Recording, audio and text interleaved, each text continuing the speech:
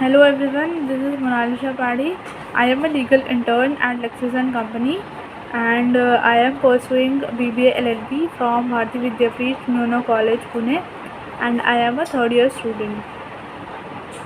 So today's topic is police reforms, and the purpose of this video is to create awareness about this topic. Shortcut justice may give a momentary sense of relief to the public who felt outraged by the crime, but it felt deflect attention from major structural issues which allow the culture of impunity and lawlessness to prevail. Trigger happy policemen who think they can kill people on the name of encounter, get away with when it should know the gallows await them. Observe the Supreme Court while denouncing the trend of cops doing away with accused person through state encounters.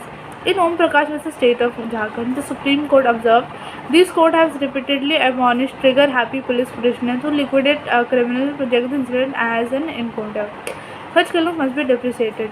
They cannot be recognized as legal or by our criminal justice administrative system. They amount to state-sponsored terrorism. The recent killings of the 4 accused in the Hyderabad rape case in an alleged encounter have been created divided opinions among the public at large. Moreover, the public atrocities in the wake of Anti-Citizen Amendment Act protest once again raised questions on the police over alleged abuse of power.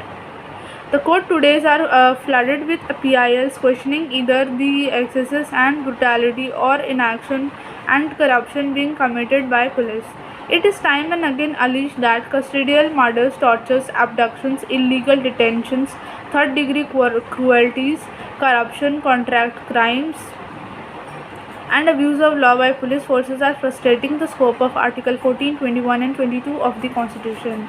As said in D.K. Basu vs. State of West Bengal, the police criminalities are severe attack on right to life guaranteed under Article 21. The image of police today is not that of a protector of the innocent, but as a perpetrator of excesses colluded with criminals and one of the most corrupt arms of the government.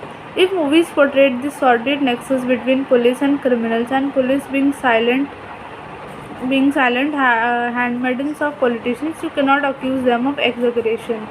No wonders more than 50% of complaints received by the National Human Rights Commission of India every year are against police personnel.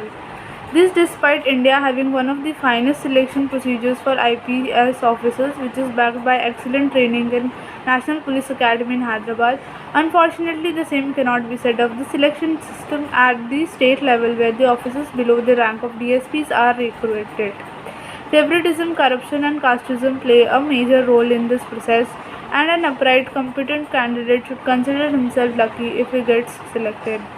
Top postings today are decided not by merit or by experience, but based on the political leanings of the officers, their proximity to the powers that be, their caste affiliation, and more importantly, their readiness to bend the law to help those in power.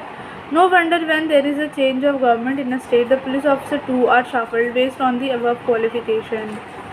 Police reform has been in the agenda of governments almost since independence, but even after more than 70 years, the police is seen as selectively efficient, unsympathetic to the underprivileged.